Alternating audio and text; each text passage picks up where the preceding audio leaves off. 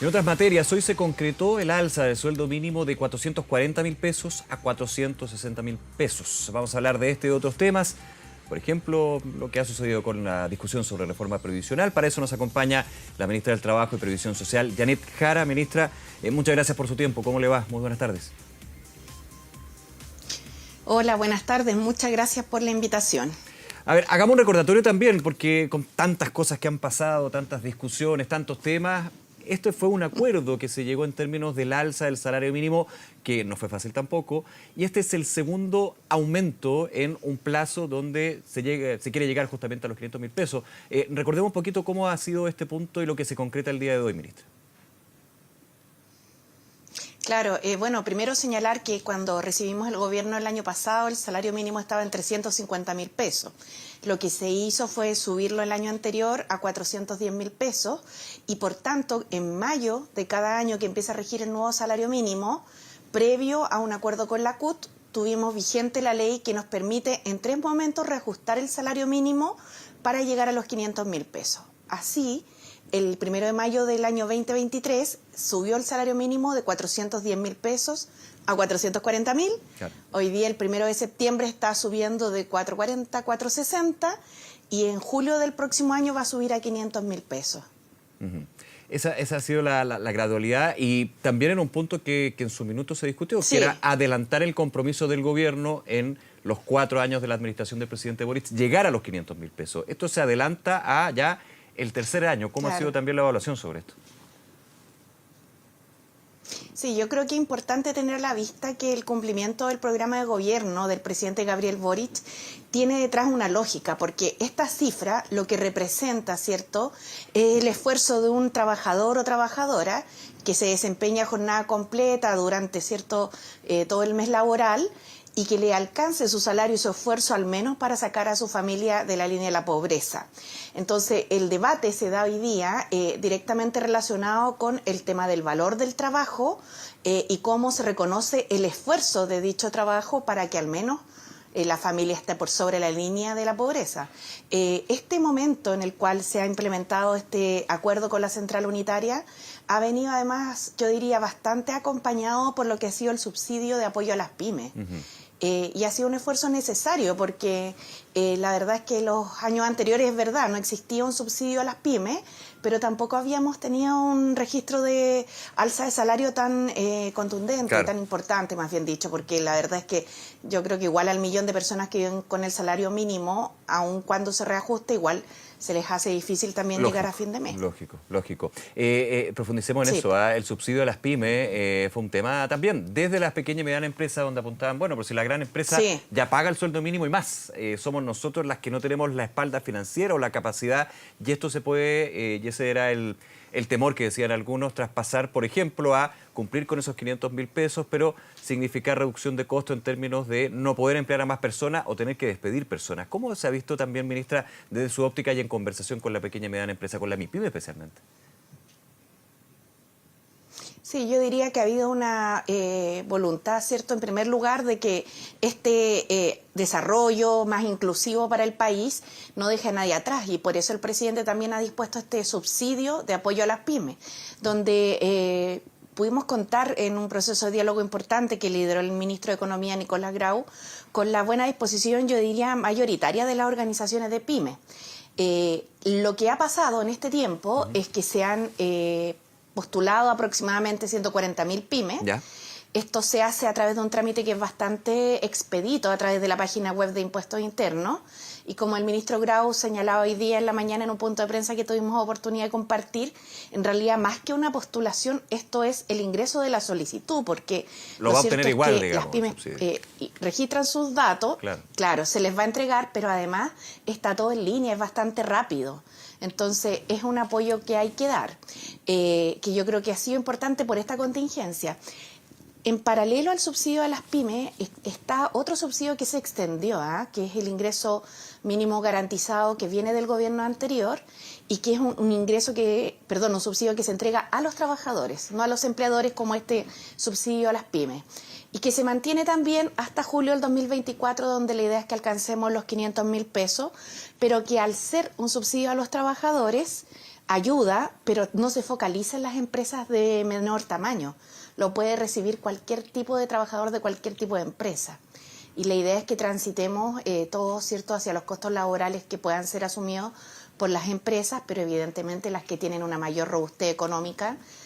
Uno esperaría incluso, más que necesitaran un subsidio, que incluso no pagaran salario mínimo y pagaran más. Ya usted se ir más allá, digamos, de lo que dicta la norma. Que estamos de cambio.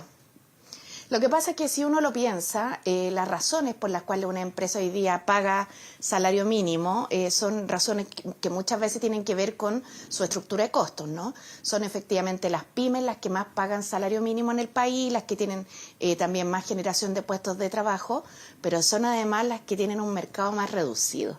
Entonces hay una distribución un poquito inequitativa ahí.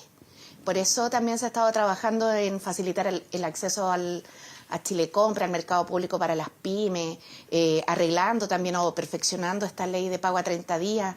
Hay varias materias que podemos llevar adelante, ¿cierto?, como gobierno, pero que están bien relacionadas también con que no nos debe detener avanzar en una línea, con avanzar además en mejorar la calidad de vida de los trabajadores. Ministra Jara, nos contaba usted 140.000 pymes que han postulado, o más bien registrado en el Servicio de Impuestos Internos para obtener este subsidio a las pymes. ¿De un universo de cuánto?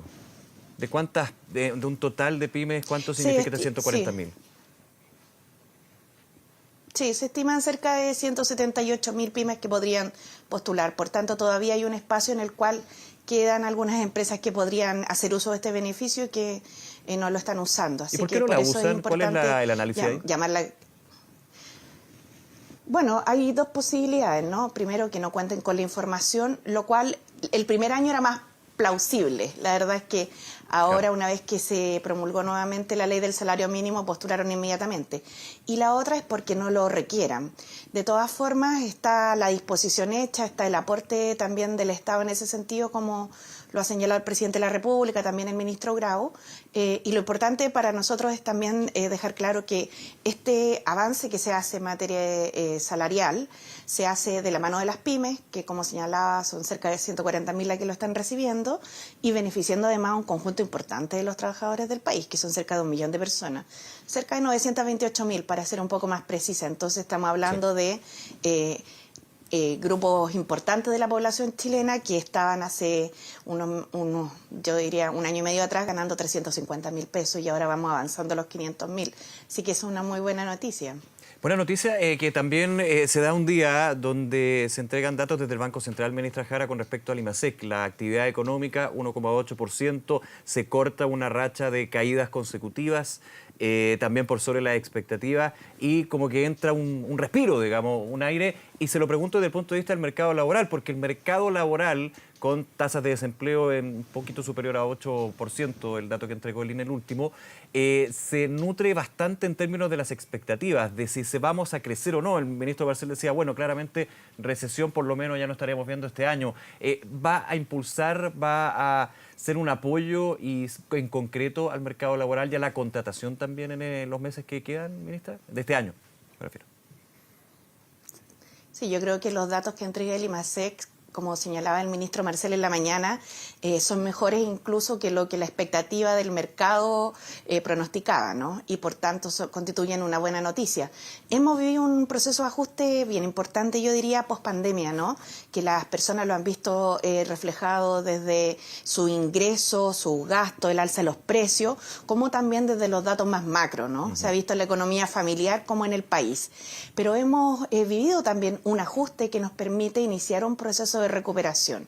En torno al mercado del trabajo hemos tenido un impacto que ha sido acotado, sobre todo considerando la estacionalidad que estamos en invierno en materia de desempleo, y que no está relacionado con el tema del salario mínimo. Yo lo quisiera decir con esa seguridad, porque me han consultado si con motivo del alza del salario mínimo aquí se ha producido un mayor desempleo, pero yo solamente quisiera poner un dato en la mesa. El primer trimestre de este año tuvimos la misma tasa de desempleo que tenemos el último trimestre, y el primer trimestre de este año no había ley de salario mínimo vigente para alcanzar los 500.000 pesos. Entonces los fenómenos hay que evaluarlos con todos sus elementos. Sin duda no nos acomoda que exista una tasa alta de desempleo, pero lo cierto es que está muy también indexada a lo que ha sido la mayor participación o fuerza de trabajo, el crecimiento de la fuerza de trabajo en el país. Y el IMASEC va a ser una buena noticia precisamente por el tema de las expectativas, así como las bajas tasas o la baja en las tasas de inflación, ¿no? Claro. Sin lugar a dudas. Claro. Un argumento usted decía para algunos explicar lo que era el aumento en el desempleo, el salario mínimo. Usted dice el mismo dato, digamos, antes de que se diera este ajuste al salario mínimo para llegar a 500.000 pesos. Ahora, hay otro argumento o algún factor que es la expectativa de una economía en recesión. ¿Usted cree que ese argumento ya se disuelve en términos de parar la contratación, de no contratar más gente? Yo creo que, como lo decía el mismo ministro de Hacienda, esto se va revirtiendo y lo que más se ve y la evidencia indica son datos en el sentido contrario, precisamente de que vamos en un camino de recuperación. Esto no ha sido tampoco un tema fácil. Yo creo que tanto desde la política fiscal, desde la política monetaria, desde la economía familiar y desde la misma empresa, ha sido un periodo bien importante de ajuste. Entonces, no reconocerlo sería negar la realidad, ¿no? Ha sido bastante complejo este tiempo, pero hemos tenido posibilidades de actuar con responsabilidad fiscal, actuar además con la necesidad de, yo diría, ir intentando nosotros desde el gobierno, desde nuestra responsabilidad, de reducir al máximo el tema de las incertidumbres, como se denominan, y ojalá pudiéramos acordar algunas cosas básicas para la convivencia civilizatoria que nos permitiera reducirlas aún más. Pero estamos hoy día precisamente en un cuadro en el que, más que hablar de recesión, de lo que tenemos que hablar es de recuperación, que es lo importante.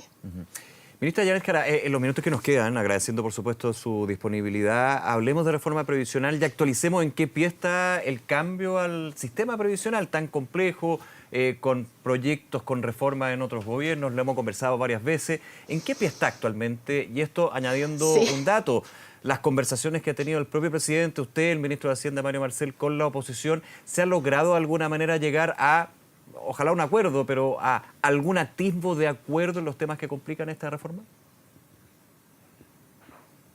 Bueno, lo primero, señalar que el proyecto sigue en la Cámara de Diputados de la Comisión Trabajo, que nosotros como Ejecutivo hemos señalado que vamos a introducir indicaciones, es decir, alguna modificación al proyecto de ley, y que esas modificaciones van a tener como objetivo principalmente dos cosas: alivianar el proyecto y dejar para una segunda discusión temas que son relevantes pero que no están en el centro hoy día del debate. Por ejemplo, cómo mejoramos la cobranza previsional, donde seguramente todos nos vamos a encontrar, pero que no es algo que suba las pensiones mañana, inmediatamente, ¿no? Y debemos concentrarnos en esa discusión, que es el tema del seguro social y de la reorganización de la industria.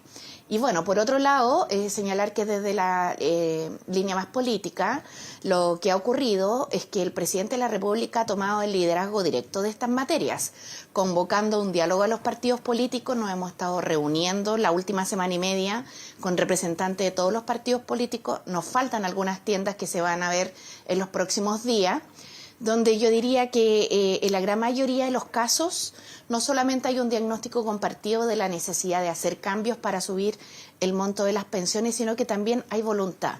En lo que tenemos diferencias, por cierto, es los mecanismos, pero estando la voluntad, yo creo que es posible arribar a un acuerdo. No fácil, no en un acuerdo en el que, como ha dicho también el presidente, no todos tenemos que ceder. Seguramente cada uno va a sentir que algo de lo que propuso está y mucho de lo que propuso no está, pero esto se tiene que hacer pensando en el bienestar de la ciudadanía. Así que mantenemos desde el Ejecutivo un optimismo moderado, pero optimismo. Claro, hay que ceder en todas las partes, lo hemos conversado también. Ahora, para actualizar la situación la redundancia, por ejemplo, en lo que ha sido una de las piedras de tope, y pasó con la reforma del gobierno anterior, del presidente Piñera, la cotización con cargo al empleador de 6%, el gobierno ha cedido, ya ha dicho 4 y 2. Ahora, desde la oposición dice el 6% para las cuentas individuales. ¿El gobierno está dispuesto a cambiar el guarismo, se podría decir, este 4 y 2 eventualmente? Sí, lo que nos pasó en la discusión fue que en 2 años la oposición pasó de la derecha en Chile de apoyar un 3-3 a decir ahora que toda la cotización adicional, claro, tiene que ir a capitalización. Ahora, argumentando que existe la pensión garantizada universal ahora. Claro, lo que pasa es que yo creo que las personas que señalan aquello se olvidan que antes igual había un pilar solidario y la pensión garantizada universal sube respecto del pilar solidario. El monto de la pensión amplía también la cobertura, pero todas aquellas personas que eran más de 1,5 millones de personas que tenían pilar solidario, en realidad les subió solo una diferencia. Entonces, no sé qué podría hacer que esa diferencia se convierta en una fórmula tal que hoy día no haga necesario una reforma a las pensiones. Bien curioso ese argumento. Además, cuando se negoció la PGU, porque fue una propuesta bastante transversal en el Congreso Nacional, a nadie se le advirtió que esto iba a ser a cambio de una futura reforma previsional. Yo creo que eso también es algo que hay que señalar. Pero bueno, mire, más allá de eso, la posibilidad que hoy día tenemos es que, como señalaba, todos cedamos, y sin duda hay un elemento bien preciso de tener a la vista. Si aquí el 6% fuera completo la capitalización individual, el aumento de las pensiones se produciría en 30 años más. El tema es si nuestro país resiste o no seguir teniendo el monto de las pensiones que tiene y, por otro lado, tener a las mujeres con pensiones tan bajas en particular. Entonces, esas son las preguntas fundamentales que nos tenemos que hacer los que tenemos una responsabilidad en esta materia. Los que estamos en la derecha, los que estamos en el gobierno y todos los que estamos en política, digamos, porque esto no es fácil, tampoco es algo en lo cual uno se pueda decir, oye, yo con mi posición nunca más me moví de ahí y me quedo súper feliz con ella, sino que aquí esto se trata precisamente de dar un paso al frente, mostrar disposición y hacerlo por el bien del país. Y a pesar de las tensiones políticas y de las opiniones a veces muy altisonantes que se emiten, creo que va a ser tiempo para poder encontrar prontamente un punto común, y esperamos que así sea. Un punto común que básicamente lo que haga es subir el monto de las pensiones ahora, sobre todo a las mujeres, que están muy dañadas previsionalmente, muy dañadas realmente. Y en ese contexto, ministra, en términos de posiciones, este 4-2, que es, no quiero decirlo, suena feo, pero la oferta en esta negociación del gobierno, ¿está escrita en piedra? ¿No puede ser modificable en las futuras conversaciones? Bueno, al igual como el gobierno primero presentó un 6-0 para el Seguro Social, un 6 completo al Seguro Social, hoy día pone sobre la mesa este 4-2, pero como un punto en el cual podemos seguir cumpliendo con el objetivo de subir el monto de las pensiones, y esto no tiene que ver, o sea, los números son resultado de lo que uno quiere hacer con las pensiones. Sí, claro. Entonces, si nosotros queremos hacer un aporte por año cotizado y además eliminar la discriminación entre hombres y mujeres, nos parece que el 4-2 es la mejor fórmula. Si hay otra fórmula que nos permita subir las pensiones para las mujeres, subir las pensiones para los actuales jubilados, además garantizando para los jubilados del futuro, vamos a estar disponibles, pero no hemos tenido una propuesta en ese sentido. Como hemos dicho desde un principio, cualquier otra fórmula que suba más el monto de las pensiones, nosotros vamos a estar disponibles. ¿Sabe? Quería agregar una cosa, si me permite, a propósito de lo de la PGU, que me acordé. Mire, si nosotros seguimos subiendo pensiones, tenemos un compromiso, ¿no?, que es llegar, ojalá, a los 250.000 pesos en la PGU, para lo cual requerimos un pacto fiscal. Pero si uno piensa que nuevas alzas en el monto de las pensiones deben ir solo por vía de la PGU, resulta que vamos a estar precisamente haciendo lo contrario, que a todos nos preocupa que ocurre en el mercado laboral, que es desincentivar la cotización y, por tanto, en vez de promover la formalidad en el empleo, hacer lo contrario. Y tenemos hoy día un problema complejo dentro del pilar en el que se cotiza, porque las personas tienen su PGU, que la pagamos todos los chilenos y chilenas a través de impuestos, pero la pensión propia que viene de lo que la persona ahorró es muy baja. Entonces las personas no entienden cómo ese esfuerzo de cotización no se refleja en un monto que les permita tener un ingreso estable o que los permita vivir algo más tranquilo. Por eso hay que cambiar dentro del pilar contributivo. Ese es el esfuerzo que tenemos que hacer, y ahí meter una solidaridad que hoy día no existe, que es muy anormal además que no exista como en los demás países del mundo, ¿no? Ministra Yanet Jara, ministra del Trabajo y Previsión Social, nuevamente agradecerle por su tiempo, esta conversación, y seguimos muy atentos a los distintos temas en que estamos conversando. Gracias, ministra. Gracias, que esté bien. Que esté muy bien, hasta luego.